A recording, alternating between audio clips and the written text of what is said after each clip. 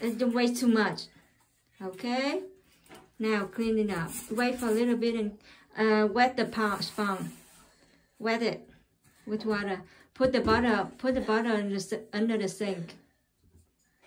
No, underneath the cabinet. In the cabinet. Yeah. Good job.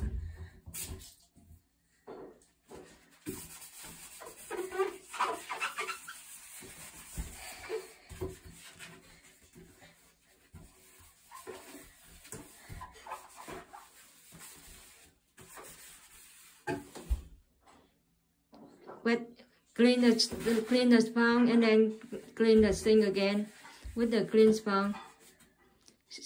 Water under water. Pour the water in. Squeeze it. One more time.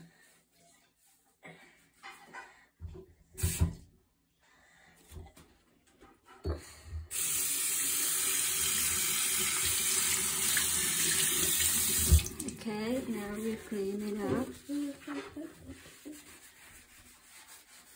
Okay, good job. Just finish it.